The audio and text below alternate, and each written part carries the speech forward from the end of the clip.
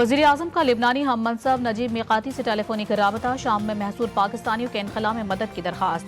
शहबाज शरीफ ने लेबनान के खिलाफ इसराइल की फौजी जारहियत की सख्त तरीन अल्फाज में मजम्मत करते हुए लेबनान की खुद मुख्तारी और इलाकाई सालमियत के लिए पाकिस्तान की गैर मुतज़लज़ल हिमायत के आज़म का इजहार किया।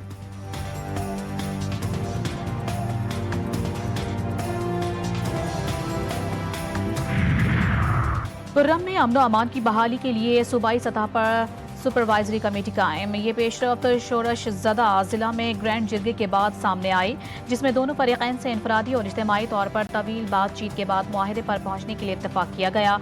कमेटी को काबीना इजलास में होने वाले फैसलों पर मौसर तरीके से अमल दरामद, इलाके में अमन और इस्तेहकाम के लिए अमली इक़दाम करने की हिदायत की गई।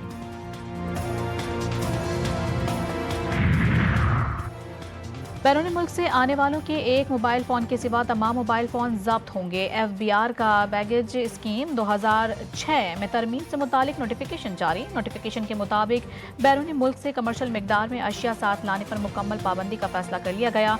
बैरून मुल्क से ज़ाती इस्तेमाल के लिए एक मोबाइल फ़ोन लाने की इजाज़त होगी।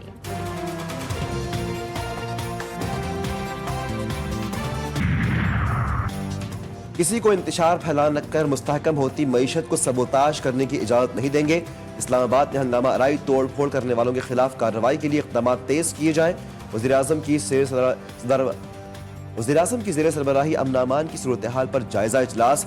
शहबाज शरीफ ने कहा कि यकीन बनाएं कार्रवाई के दौरान कोई बेगुनाह और मासूम शहरी गिरफ्तार न हो। इंतशारियों की निशानदही का अमल मौसर बनाने और ठोस सबूत हासिल करने की हिदायत। फौजी अदालतों के फैसले के खिलाफ इंट्रा कोर्ट अपीलों पर समाअत रोकने की दरख्वास्त खारिज। अदालत का दायरा इख्तियार तस्लीम नहीं तो यहाँ से चले जाएं। आपका कोई प्यारा ज़ेर हिरासत नहीं, इसलिए ताख़िर चाहते हैं। आईनी तरमीम का मुकदमा भी तरमीम के तहत बनने वाला बेंच ही सुनेगा।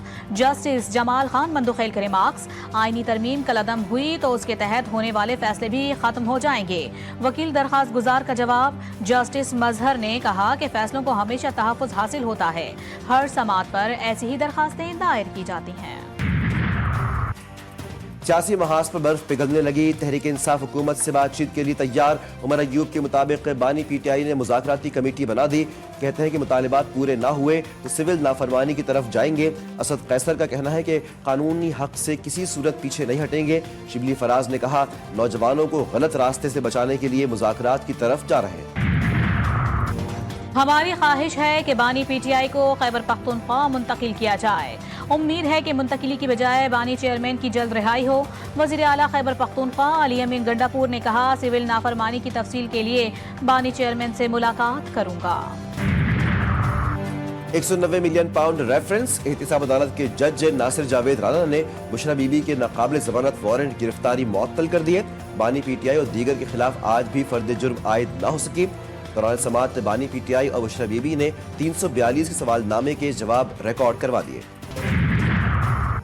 पीपल्स पार्टी की कौमी इशूज़ कमेटी की हुकूमती कमेटी से मुलाकात। सेनेटर शहरी रहमान, वज़ीर आला सिंध, वज़ीर आला बलूचिस्तान शरीक, गवर्नर पंजाब सरदार सलीम हैदर, गवर्नर फैसल करीम कुंडी भी मुलाकात में मौजूद। पीपल्स पार्टी के वफ़द में नवीद कमर, राजा परवेज अशरफ, अली हैदर गहलानी शामिल। नून लीग के वफ़द में इसहाक डार, आज़म नज़ीर तारड़, अहाद चीमा और राना सनाउल्लाह शामिल थे।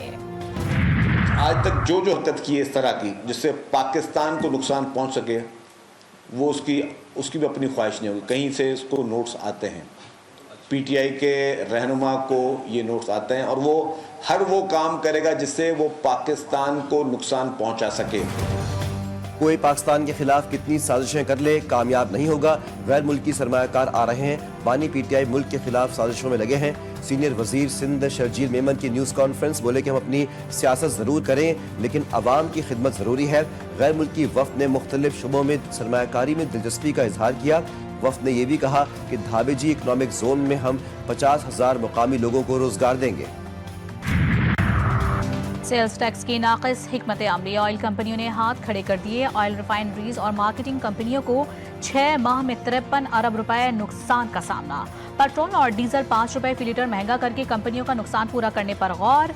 वज़ीर आज़म के नोटिस पर पेट्रोलियम डिवीजन के हुक्काम की दौड़ें लग गईं। 11 दिसंबर को एपेक्स कमेटी का इजलास तलब किए जाने का इम्कान।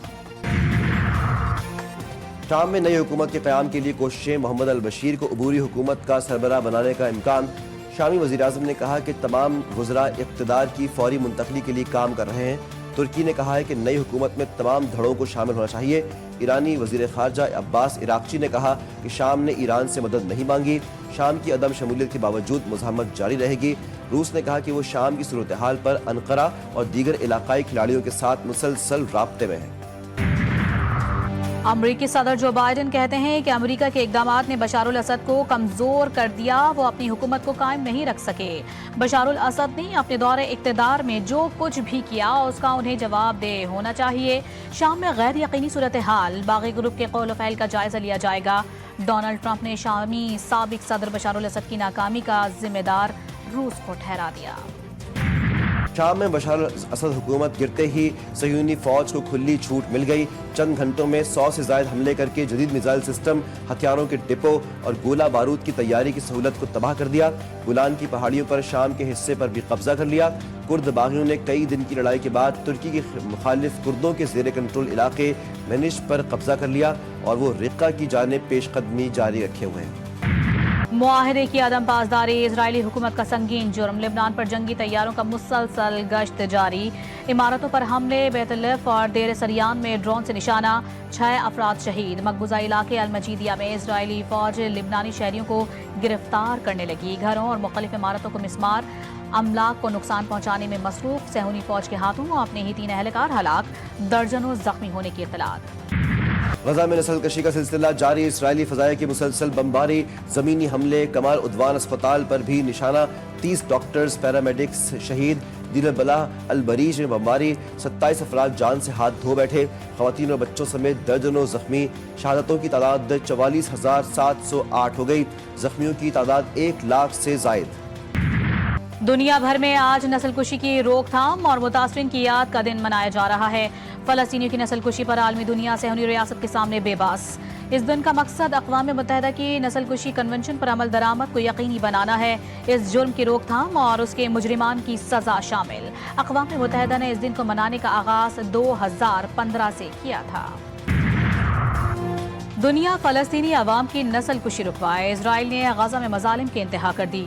کشمیری رہنما مشال ملک برس پڑی، تقریب میں گفتگو کے دوران کہا کہ کشمیریوں کے خلاف بھارتی مظالم پر عالمی برادری خاموش ہے، مقبوضہ کشمیر میں بدترین مظالم ڈھائے جا رہے ہیں۔ یاد ماضی آج بھی ذہنوں میں محفوظ، ہنگور ڈے ملک کی تاریخ کا روشن باب، جرت بہادری کے 53 سال مکمل۔ 1971 کی جنگ میں پاکستانی آبدوز ہنگور نے نئی تاریخ رقم کی، بھارتی جہاز کوکری کو سمندر برد کیا۔ نیول چیف ایڈمرل نوید اشرف کا کہنا ہے کہ یہ دن ہنگور عملے کی بہادری، استقامت اور جذبے کی یاد دلاتا ہے۔ گرین شرٹس کا نیا مشن، دورہ جنوبی افریقہ، دونوں ٹیموں کا مارکا کل سے شروع۔ T20 سیریز کا پہلا میچ ڈربن کے میدان میں کھیلا جائے گا۔ میچ پاکستانی وقت کے مطابق رات 9 بجے شروع ہوگا۔ زمبابوے کے خلاف T20 اور ون ڈے انٹرنیشنل سیریز جیتنے کے بعد قومی ٹیم کے حوصلے بلند۔ پاکستانی شائقین کرکٹ کو امید ہے کہ قومی ٹیم جنوبی افریقی میدانوں میں بھی اچھی پرفارمنس کا مظاہرہ کرے گی۔ مودی سرکار کی توجہ پاکستان سے چیمپئنز ٹرافی کے خاتمے و مقبول، بھارتی کرکٹ ٹیموں کے کھلاڑی بد دلی کا شکار۔ دبئی کے انڈر 19 ایشیا کپ کے فائنل میں انڈین کھلاڑیوں کو بنگلہ دیش کے ہاتھوں بدترین شکست۔ ایڈلیڈ میں پنک بال ٹیسٹ کا معرکہ بھی شدید ناکامی میں تبدیل، کینگروز نے بھارتی سورماؤں کو 10 وکٹوں سے ہرا دیا۔ آسٹریلیا نے 19 رنز کا ہدف بغیر کسی نقصان کے حاصل کیا۔